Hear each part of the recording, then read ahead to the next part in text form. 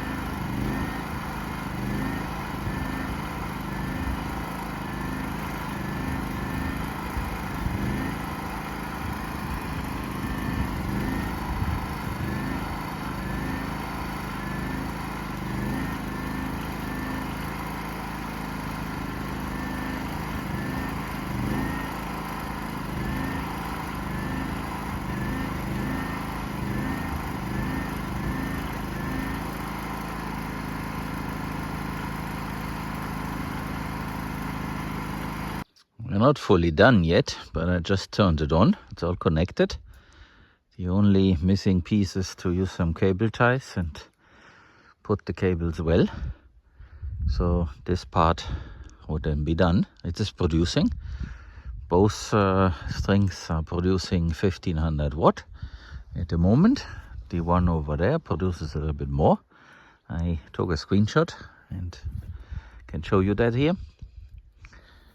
So this works a lot better now than it was before, and of course now we are a lot smarter than when we started.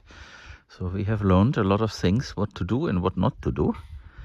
And of course, had we done this on the first day, that would have been better. But okay, that's the process of learning. And when you do homesteading, then that's what you have to do. You have to learn as quickly as you can. Not learning is a mistake.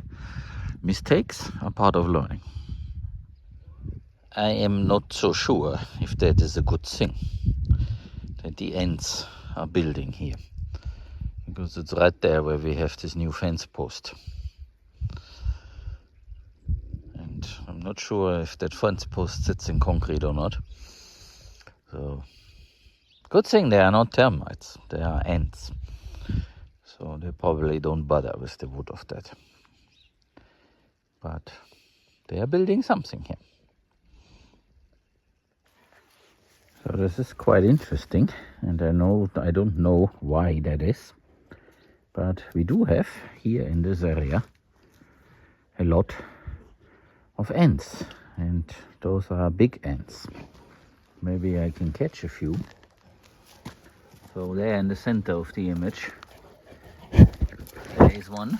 No, there is Schneeflocke. And she jumped on me. So, Schneeflocke, jetzt nicht. Nein, aus.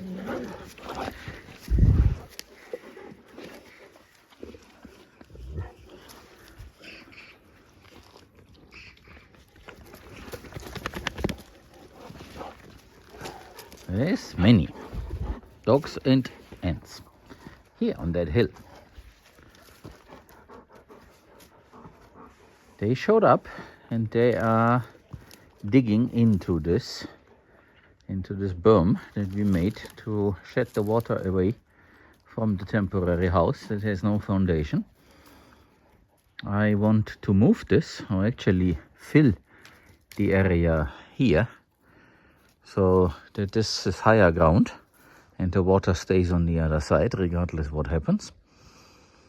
And this is also part of the plan to get this area here green, so that it becomes a lawn, a green driveway. It will be reinforced so that these tracks won't appear again once this has refilled. So now is the time to do this. And I also need to find a new place for that. It should not be too far away, but should be in a place where we can leave it and also make a different variety of this.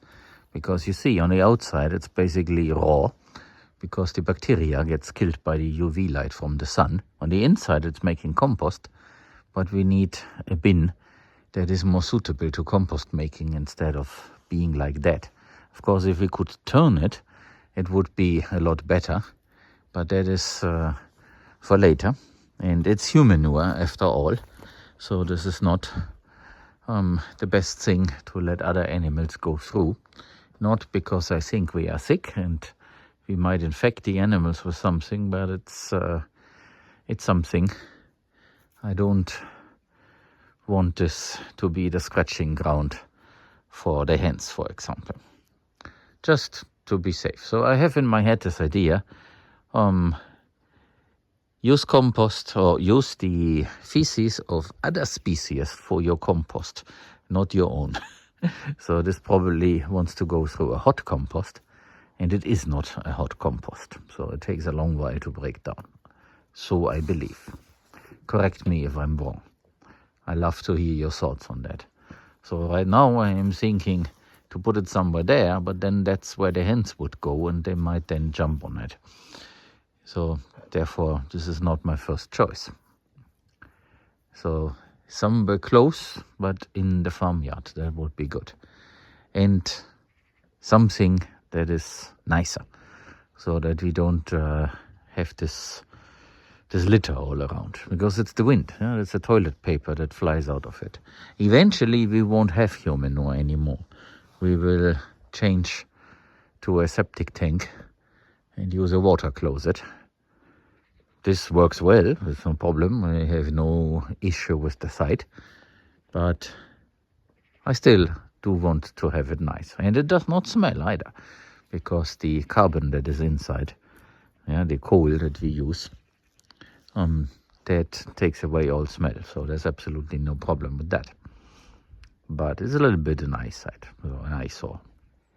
Well, I decided to do something, a quick maintenance job. I'm not done, but I'm showing you what I started. So here we have this gate and a door next to it. It is in front of the hen house, and this is supposed to be an entrance so that we can leave the gate as it is and still go there. And somehow the ground rose, and I'm trying to get this free so that the door moves again. For some strange reason, this whole thing sits lower than the one on the other side. It's one of the things. But we get this fixed. We get this into shape. One thing at a time. So let's see how this opens now. So here's the handle.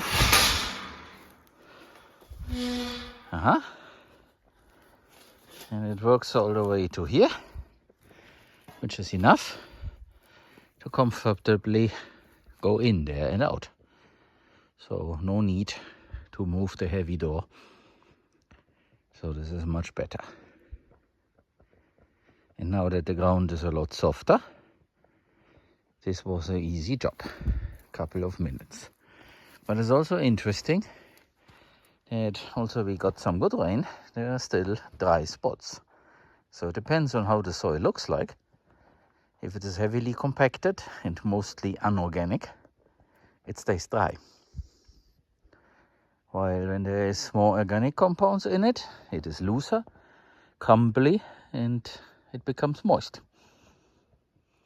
So right now I'm outside of the farmyard and I see this other anthill.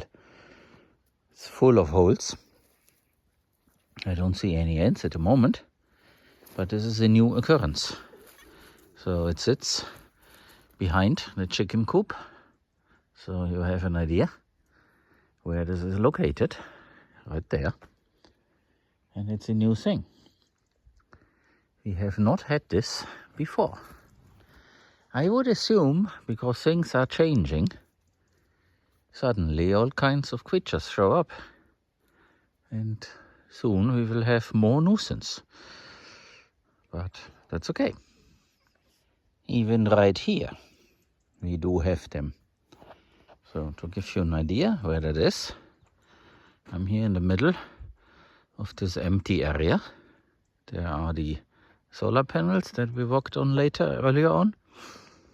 And right here, ants are making holes.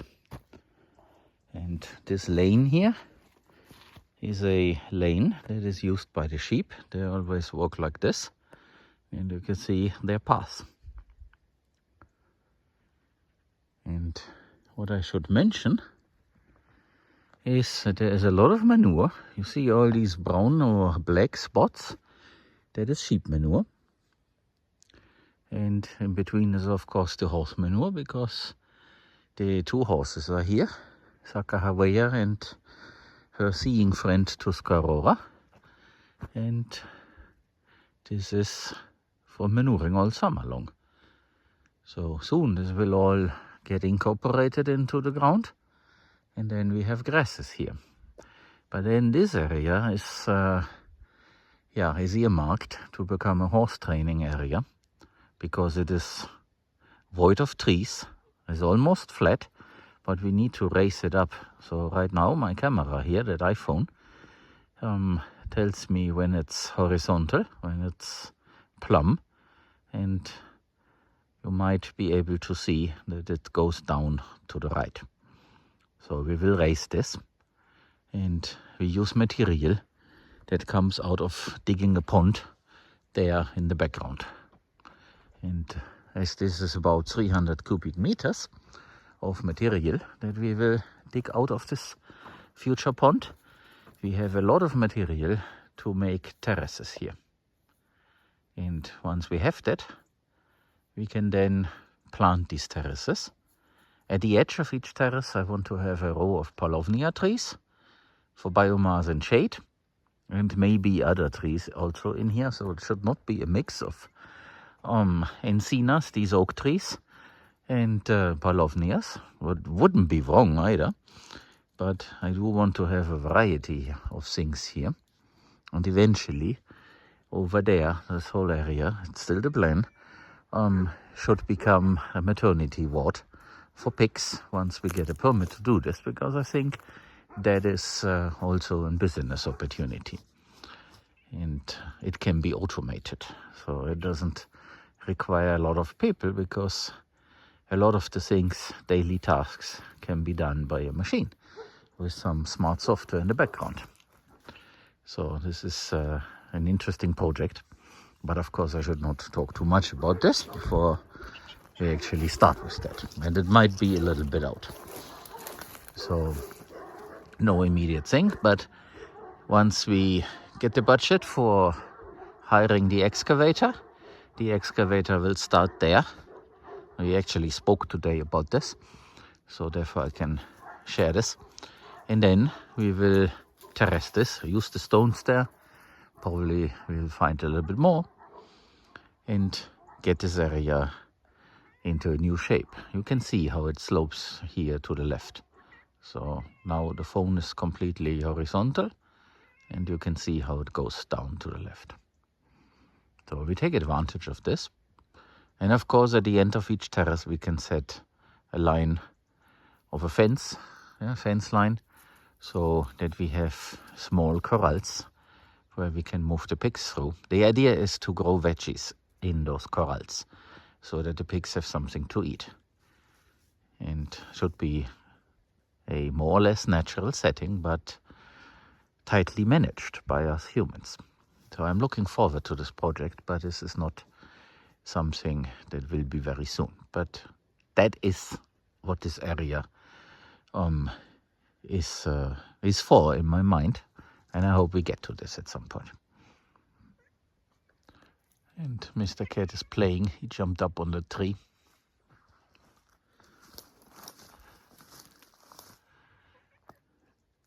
He wanted to go for a walk as well. And now this is his idea of playing. And as you can hear, he is pretty vocal, so he's happy. And there he is, between my legs. He wants to play some more.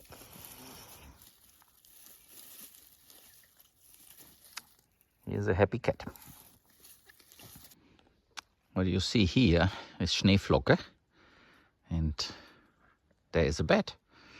The grass is very deep and soft and also a bit cool, so they like it there. And it has the shape of a dog bed already, this little depression there. So this is working out very well to turn this into a true dog enclosure. Of course, a few things are missing. One is the fence all around it, and on two sides that are still open. Of course, this also needs to be properly fenced, which is the plan. And then we can put a few dog houses in there and keep everything dog related inside. Of course, the dogs are not supposed to be there in prison. That is not the idea. The idea is to get this animal lane functional again, and they should then be able to roam around what we call our zone B. So there is a long-term plan The idea is that the dogs should be on guard duty, running around this whole area, the perimeter. There should be a lane like this. And we started the fencing for this a while ago. We just need to finish this.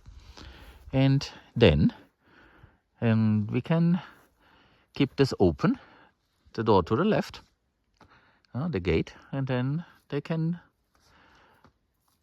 take care of potential intruders, like those who would like to snatch a piglet or something like that. And they themselves cannot go to the animals that we keep on this side of the fence. So that is the plan. But of course this requires work so that the fence on especially the outside is in such a way that they won't escape, that they won't go hunting, because they have done this before and that is not what should happen. And we can't let them be with our animals because they have not been imprinted. I did not know. Now I know a lot more than I knew at the very beginning. And so we can't really let them be amongst the animals they're supposed to guard, because they will not guard the animals, but instead will play and hunt them because of the imprinting is missing. So usually what you do when they're very young, when they are puppies, you put them amongst the sheep, and then the sheep will kind of educate them, and then sheep is family, and therefore they will then protect the sheep. And we missed that boat when they were of the right age. It's not that these livestock guardian dogs of this kind get educated. They get imprinted, and everything else is by instinct. And I would think the same goes for Kangals and similar breeds that are traditionally used for that.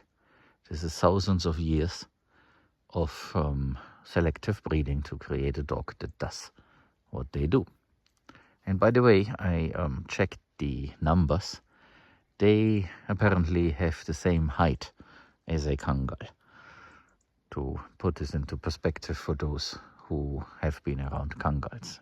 They are Spanish Mastiff, but a Kangal is also kind of a Mastiff. They even look similar.